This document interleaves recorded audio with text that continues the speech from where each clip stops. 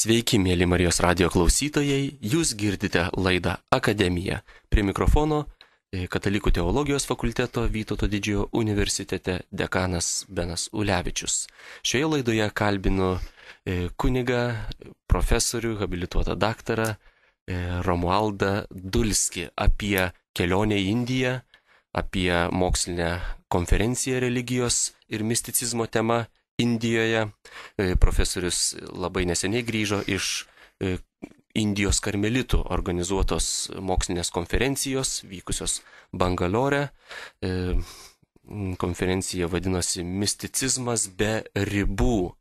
Konferencijoje pranešimus skaitė daug katalikų, teologų, krikščionių ir taip pat hinduizmo atstovų.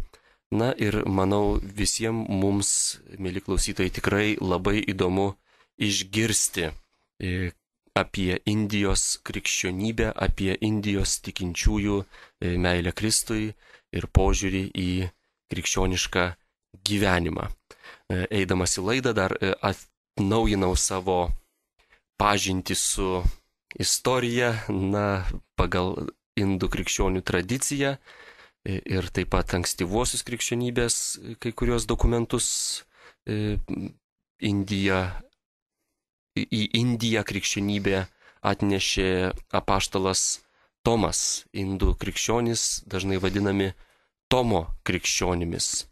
Ir, mielas profesoriau, dabar jau pereinu ir į jūsų kalbinimą. Įdomi detalė vadinamosiuose apaštalo Tomo darbuose. 3 amžiaus dokumente įdomi detalė minima, jog apaštalas Tomas nelabai noriai vyko į Indiją, nes ir toli, ir sudėtinga kelionė, bet viešpats jį labai paragino ir atvykęs į Indiją, apaštalas Tomas staiga išvydo, kaip per jį viešpats daro labai didelį darbą. Ar jūs vykote į Indiją savo noru, ar viešpaties labai primiktinai raginamas, bet kuriuo atveju tikrai labai įdomu būtų išgirsti, kokiagi ta Indijos krikščionybė. Vis dėlto mokslinės konferencijos, teologinės konferencijos Indijoje turbūt skiriasi nuo tų, kurios vyksta Lietuvoje. Labą dieną. Tai tikrai džiaugiuosi tą galimybę, progą pasitaikiusią dalyvauti Indijoje, Bangaloro mieste, Kristaus universitete vadovaujamame vietinės karmelitų kongregacijos surengtoje konferencijoje didžiulio masto ir labai puikiai suorganizuotos, kuri buvo skirta mistikos temai, Dievo patirties temai. Tai yra tokio gilaus santykio su Dievu, įvairia pusiai analizai. Šioje konferencijoje dalyvavo iš visų pasaulio kontinentų atstovai, teologai, filosofai, kitų sričių mokslininkai. Tai iš labai daugelio, iš 27 pasaulio šalių. Tai didžiulė tikrai panorama tų įspūdžių, tų temų, kuri mistikos tema mums kartais atrodo labai miglota, gal taip liaudiškai ją, kaip sakant, susiduriant su liaudies žmonių požiūriu, o susiduriant su mistinės teologijos tema, tai ir tarp teologų sklando toks įsitikinimas, kad tai siaura tema, jau jį išsemta galbūt ir sunku ką joje surasti. Tai ši konferencija akivaizdžiai paneigia tą klaidingą supratimą, susiaurintą įspūdį. Iš tikrųjų, mistika yra didžiulės sritis ir ją įvairiais aspektais konferencijoje analizavo daugiausia katalikai, krikščionys mokslininkai, bet taip pat ir, žinoma, hinduizmo, bet taip pat islamo dalyvavo atstovai, budizmo ir kitų religijų, sikhizmo ir panašių turbūt Taigi va tokia didžiulė konferencija suorganizuota karmelitų, kurie yra šiek tiek saviti karmelitai, jie įsisteigia XIX amžiuje, įsikūrę ir labai sėkmingai išaugę Indijoje. Dabar jie turi netoli 3000 narių ir taip pat akademiniu požiūriu jie turi šitą Christ University ir taip pat Dharmaram College. Tai Christ University yra skirtas įvairiem mokslam, keletą fakultetų turi, o Dharmaram College yra popiežiškoji aukštoji mokykla, kuris skirta teologijos ir filosofijos studijoms. Ir joje studijuoja be pasauliečių 200 klierikų karmelitų. Tai katalikybė Indijoje taip gaiviai atrodo. Iš tiesų, profesoriau, paminėjote stulbinantį skaičių - 3000 karmelitų vienuolių. Ir turint omenyje, kad Europoje vienuolynai uždarinėjami, vienuolynų patalpos net su visom bažnyčiom parduodamos, tai labai skausmingas bažnyčiai, tokia skausminga patirtis. Ir staiga Indijoje atrodo ši vienuolyje klesti. Iš tiesų, mėly klausytojai, Indijoje yra 24 milijonai krikščionių, iš jų 17 milijonų katalikų. Bet kuriuo atveju 3000 vienuolyjoje yra daug. Karmelitai žinomi kaip katalikiškojo misticizmo, tokie vieni iš pagrindinių misticizmo mokyklos turėtojų ir plėtotojų su savo didžiaisiais lyderiais Šventąja Terese Avilietė ir Šventuoju Kryžiaus Jonu. Vis dėlto, kokie karmelitai Indijoje? Kur ta jų sėkmės paslaptis ten? Kodėl žmonės ateina į tą karmelitų vienuolyną? Galbūt čia Dievo kokia nors yra dar paslaptis, kokių nors maldų ar aukų žmonių. Tačiau kuo remia savo tą dvasingumą jų įkūrėjas, buvęs, kaip sakant, jau dabar miręs Kyriakos Elijas Čevara, palaimintojų paskelbtas. Tai ta pradžia tokia paremta šventumo troškimu ir matyt tas šventumo troškimas daugelį jaunuolių įkvepia. O šiandien karmelitai šitie Indijos, jie vadinasi Nekaltosios Marijos karmelitai.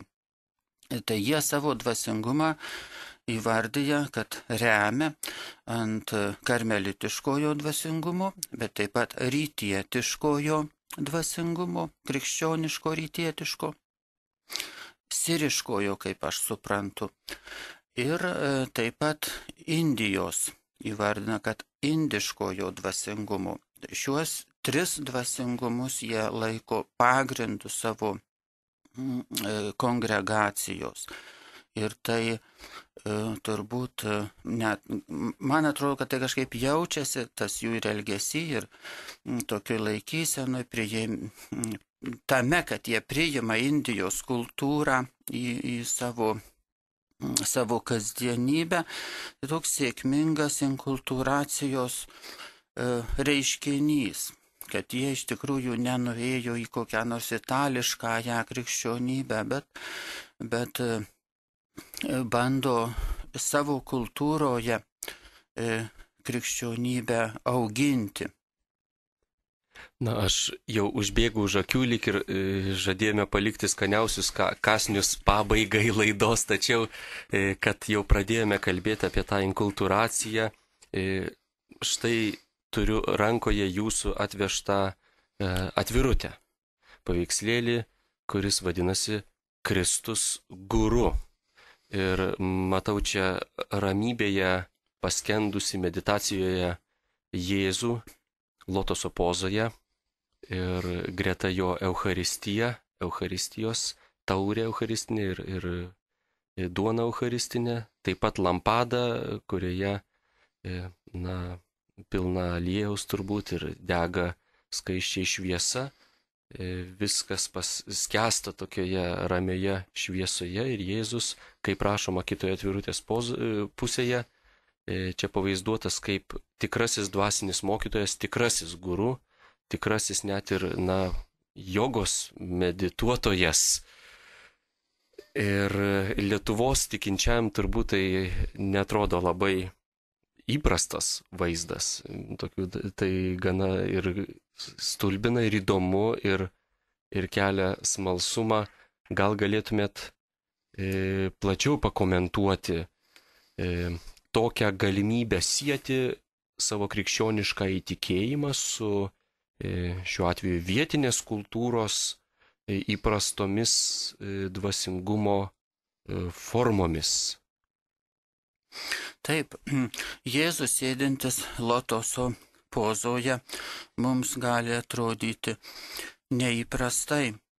Tačiau jeigu mes paimtume Leonardo da Vinčio paveikslą, kuris mus visai nešokiruoja, kur Jėzus sėdi prie vakarietiško stalo, kur lygiai taip pat galėtume sakyti absoliučiai netitinka Evangelijos, bet mes tą priimam, o kai Jėzų matom lotoso pozoj, tai tada sakom, kas čia dabar. Arba, kaip sakant, gal dalis žmonių taip. Tai tada ir Leonardo da Vinci ir daugelį Jėzaus vaizdavimų reiktų mums išmesti. Tai tas natūralu, kad inkultūracija pateikia Jėzaus įvairius vaizdus. Pats žodis guru reiškia tas, kuris išsklaido tamsą. Ir Jono Evangelijoje parašyta, Jėzus atėjo kaip šviesa į pasaulį. Tai nėra gražesnio šiam kontekste Jėzui pavadinimo, kaip tas, kuris išsklaido tamsą. Jisai ir yra, jo pašaukimas yra toks šalia atpirkimo mūsų. Šis paveikslas turi keletą variacijų ir jis labiausiai žinomas tuo, kad yra ant karmelitų koplyčios tenai Bangalore fasado laukia didžiulis tas paveikslas. Ir jame taip pat tarp tų įprastų simbolių dar matome kokosą perskeltą, kuris reiškia pasiaukojimo simbolis. Tai toks labai geras bandymas turbūt pažvelgti į Jėzaus, sakytume, į Jėzaus širdį, kuo Jėzus gyvena, mums užmena šitas paveikslas. Kitas taip pat koplyčios interjere prie altoriaus, neįprastas mums galbūt būtų šalia ten Marijos, Jėzaus, palaimintojo Kirijakoso Čavaros, jų įkūrėjo, yra paveikslas, kuriame presbiterijoje pavaizduota įvairių religijų simboliai, sakytume, visų pasaulio religijų simboliai, ir virš jų šventoji dvasia, kuri, kaip sakant, paveikslas kalba vaizdinę kalbą, tai mes galim interpretuoti vienaip šiek tiek ar kitaip, bet kad šventoji dvasia per įvairias religijas arba per įvairias kultūras kalbina žmonės ir mes turim užduoti atpažinti tuos tikruosius Dievo įkvėpimus kitose religijose, kurios turi pakankamai rimtą etinį mokymą arba pasiaukojimo tą aspektą labai išryškina ir tam tikrą prasme galbūt net labiau pabrėžia negu įprastoji, sakytume, kaip populiarioji krikščioniškoji doktrina.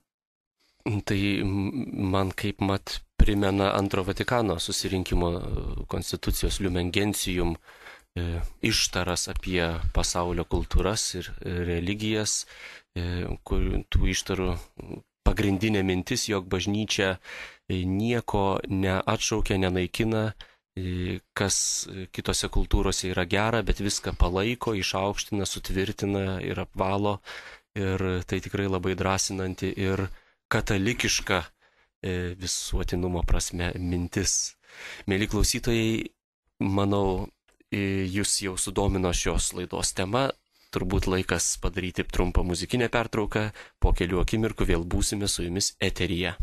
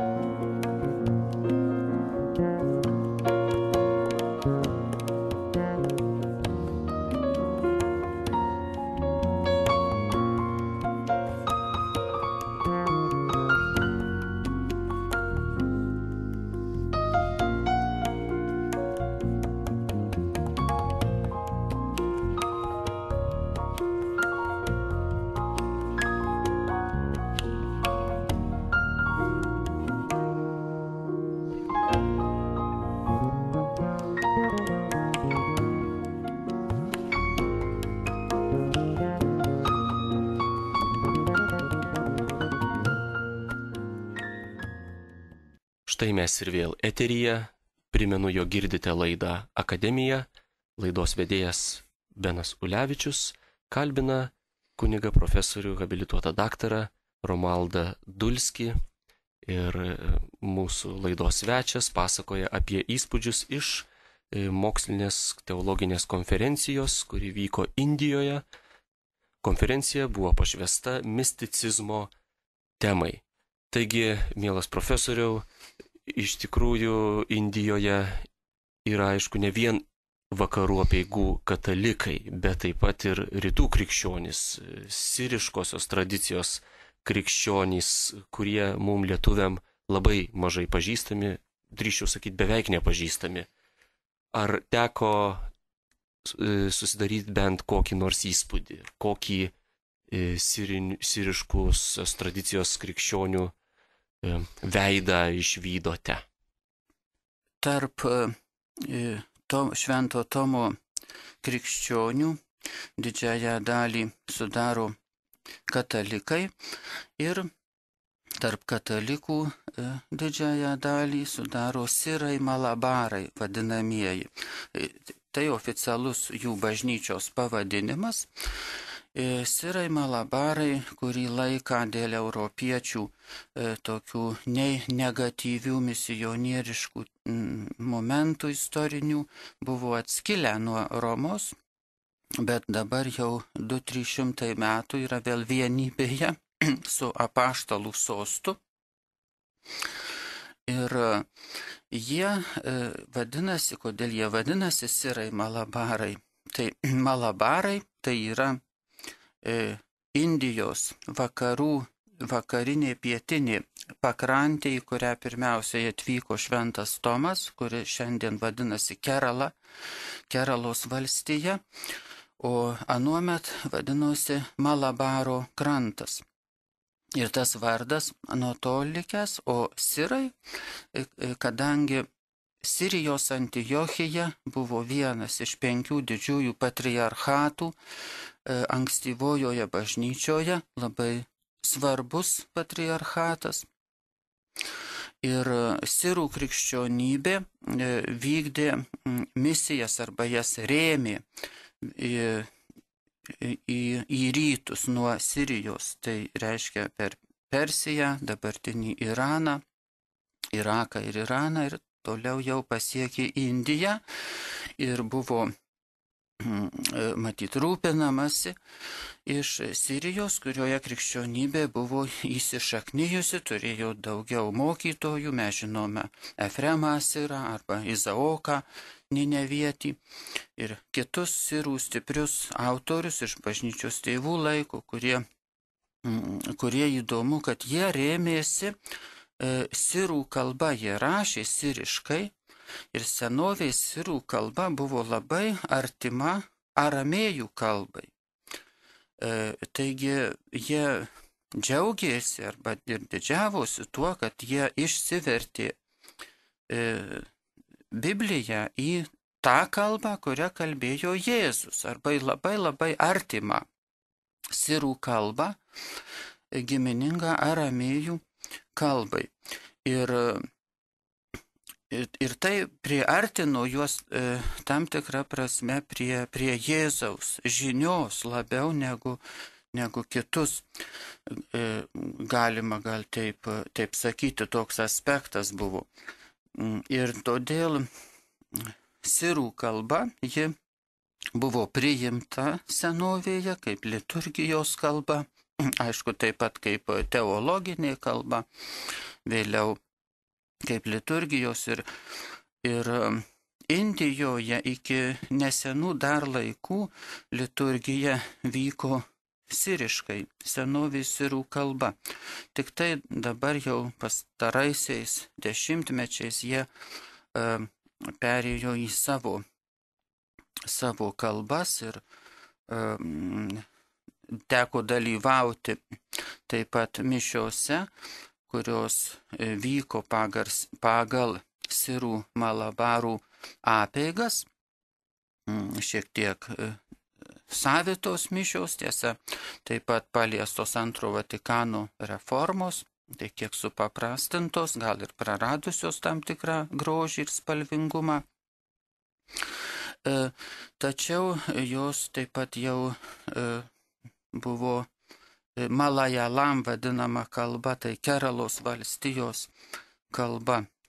Kaip žinome, Indijoje yra įvairių kalbų ir tokia bendroji yra taip pat anglų kalba, kur daugelis kalba, bet kiekviena valstija turi savo kalbą ir be abejo ten milijonai, dešimtys milijonų žmonių, kurie tomis kalbomis kalba, tai sakytume europietiškų tokiu masteliu, tai tiesiog tos valstijos yra kaip tautos didžiulės. Galbūt teko dalyvauti siriškųjų krikščionių liturgijoje ar pamaldose, susidurti su maldomis, vizualinė teologija, galbūt ikonografija. Tai, kaip paminėjau, teko dalyvauti šių karmelitų seminarijos mišiose. Jie, karmelitai, nešioja tokius baltus habitus, kurie gal tiksliau tai yra daugiau sutanos, jeigu pagal pasiuvimo stilių, ir su baltomis juostomis, kas matyt dėl klimatinių sąlygų, dėl šilto klimato yra priimtiniau nešioti baltus rūbus, o ne juodus. Tai ta išorinė tokia išvaizda. Taip pat jie kultūriškai labai mėgsta, sakykime, ankstyvą rytą, kada ten temperatūra būna galbūt 18 laipsnių, nėra taip labai jau karšta. Ir kada jie medituoja bažnyčioje, klierikai dar prieš mišias, tai jie turi arba šaliką užsideda, arba tokias skraistes, kurios mūsų kultūrai būtų neįprasta, kad vyrai apsigaubę sėdėtų tokia skraiste. Bet jiems tai visai natūralu. Kita vertus, daugelis vaikšto apsiavę tik sandaliais, basi ir sandaliais. Galima paminėti, kad Bangalore vadinamas toks yra švelnus klimatas, tai reiškia, kad maždaug nuo 18 laipsnių iki 28 galbūt, žinoma, žiūrint, ar tai žiemos laikas ar vasaros, vasara truputį šilčiau, žiema maždaug tiek. Tai reiškia, kad naktį net neatšąla oras, iš tikrųjų, jis tik vos pravėsta. Tai rytą galime matyti budinčiuosius, kokius nors, kurie ten saugo teritorijas su megztinėmis kepurėmis, nes jiem jau truputį vėsu. O reiškia, tas klimatas toks iš tikrųjų, kur vadinamas dar pensininkų rojumi, anksčiau buvo vadinamas Bangaloras. Ir taip pat dar, kas įdomiau galbūt, kad parkų miestu, Indijos parkų miestu, kadangi daug labai yra žalumos šiame pietų Indijos megapolyje, kuris turi šiaip jau didelis miestas, 6 milijonus gyventojų. Na, profesoriau, laida artėja prie pabaigos ir tikrai būtų nusikaltimas klausytojų atžvilgių, jei neužduočiau klausimų apie apskritai Indijos veidą, kokią Indiją patyrėte, kokia ji jums atsiskleidė, kokios, paprastai klausiant, kokios Indijos gatvės, ką jūs ten valgėte, ar karšta buvo, Taip. kokie žmonės Indijoje gyvena. Taip, mes gyvenome centre paties Bangaloro, tai yra didžiulė aptverta teritorija, kurioje yra universitetas minėtasis ir ta aukštoji teologinė mokykla, ji taip pat apsupta tokio parko, aptverta aukšta tvora ir prie vartų, tų vartų yra ne vieni ir stovi policija nuo ryto iki vakaro. Ir kontroliuoja visus įeinančius ir išeinančius, labai švelniai kontroliuoja, reiškia, iškart atspėdami, ar tu čia reikalingas, neklausinėja nieko, bet matyt tiesiog kažkaip atpažįsta. Tai ta kontrolė matoma daugelyje tokių teritorijų, kur pastatai kažkokie yra ir ten. Man tas įdomu buvo, kad to yra sargyba prie vartų ir vienas iki mane, aš norėjau pasivaikščioti, tai pasakė, čia policijos teritorija, ką jūs norite ir prašome išeiti. Labai griežtai ir aš dar paskui bandžiau gudrauti, paėjęs ir sukau, nes ten labai gražus tokie irgi medžiai buvo ir tai jie su motociklu mane pavijo, nes jau tolimesnis kelias ir vėl pareikalavo, kad aš taip pat išeičiau iš jų teritorijos. Aš sakau, aš nieko nedarau, tik tai, kaip sakant, turistas. Bet va tokia labai įdomi sistema. Tai pasisekė, kad jūs grįžot čia ir dabar galite dalyvauti laidoje. Taip. O gatvės Bangalore yra labai užterštos ir reiškia smokas, dulkės, kadangi sausio mėnesį lietaus nėra. Gatvės dažnai didžiulės, 3 eismo juostų, važiuojama pagal indišką tvarką, tai lietuviškai reiškia be tvarkos, reikia signalizuoti, kai vairuoji mašiną ir važiuoti, kur tu nori ten ir važiuoti. Ir kiti taip pat tuo pačiu principu, policija eismo visiškai nereguliuoja ir netvarko ir niekur nemačiau, kad tai būtų. Ir kita vertus nemačiau ir avarijų, išskyrus vieną labai nežymų užkabinimą, kas tam chaose tokiam. Įdomu, kad jie kažkaip pro viens kitą prasilenkia. Tai toks triukšmas nuolatinis, kada sėdi dažniausiai rikšą pasisamdai, nes jis pigesnis. Ir aišku, egzotika tokia, triratis, toks motorinis taksi.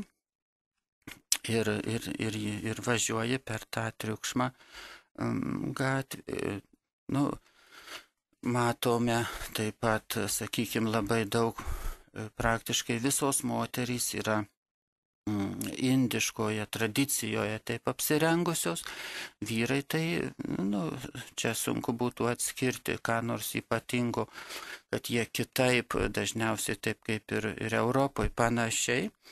Tačiau irgi taip vienas kitas pasitaiko su tokiais indiškais ten marškiniais tokiais ilgais ir tą šaliką ir taip kartais tas matėsi. Bet moterų tai labai tas jos, ir aš sakyčiau dar tas, kad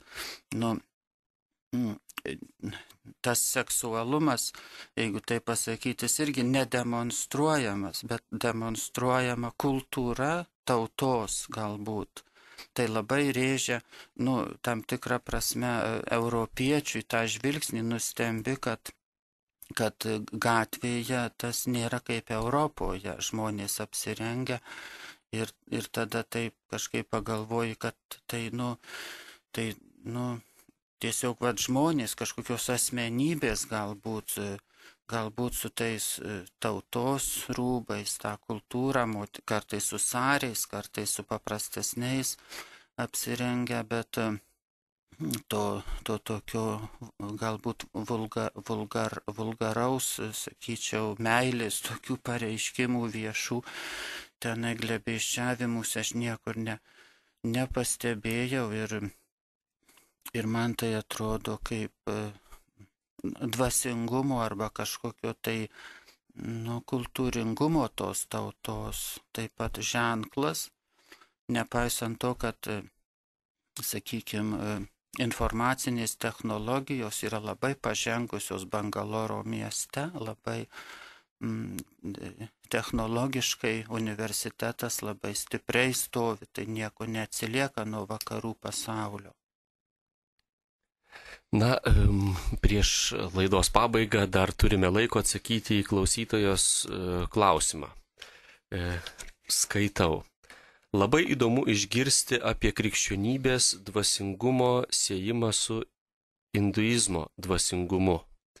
Kaip domėtis kita kultūra ar religija, neatmetant katalikiškų šaknų? Klausia klausytoja. Taigi tikrai tas klausimas turbūt ne vienam iš mūsų įdomus. Dažnai matome tokius du kraštutinumus, žmonės, kurie labai domisi kita religija arba kultūra, arba visiškai pamiršta krikščioniškąsias šaknis, mėgina jas kažkaip paneigti, arba kiti susidūrę su kita kultūra arba religija tiesiog purtosi bet kokio kontakto, niekina, paneigia, mėgina įrodyti, kad mes esam geresni. Kokia turėtų būti kataliko laikysena? Manyčiau, kad šitie minėtieji mūsų karmelitai Indijos, jie praktiškai pateikia daug atsakymų į šį klausimą, nes jie yra glaudžioje vienybėje su apaštalų sostu. Jie netgi jaučiasi labai įsišaknyję į krikščionybę, nes tai yra nuo apaštalų laikų, jie yra krikščionys, jų protėviai. Tai jie tokie, iš tikrųjų, jie, sakytume, visa širdimi krikščionys. Ir kaip tas vadinamasis Tomo kryžius, toksai simbolis Indijos krikščionybės, paaiškinamas. Tai sakoma, kad krikščionybė priimta Indijoje visa širdimi. Jie tą pabrėžia, kad jie visa širdimi yra priėmę krikščionybę ir dabar būdami vienybėje su katalikų bažnyčia, jie kartu neatmeta savo indiškosios kultūros, indiškosios tapatybės. Tai tas pavyzdys yra kalbantis mums, o jeigu dar teoriškai, tai reikia atskirti turbūt kitose tautose, kas yra religijos sritis ir kas yra kultūros. Ir tos sritys, jos, kaip sakant, nėra du akmenėliai vien šalia kito, bet tai yra sumišusios realybės, kultūra sumišusi su religija ir religija su kultūra. Kada mes imam kokį nors reiškinį, tada kyla klausimas, ar čia religija, ar čia kultūra.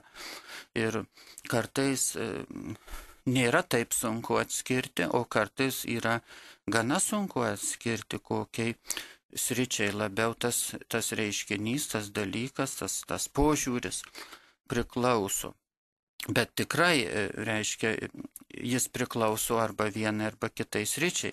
Tai mes turim būti atsargus ir išmintingi, bet ir drąsūs priimti ar atmesti.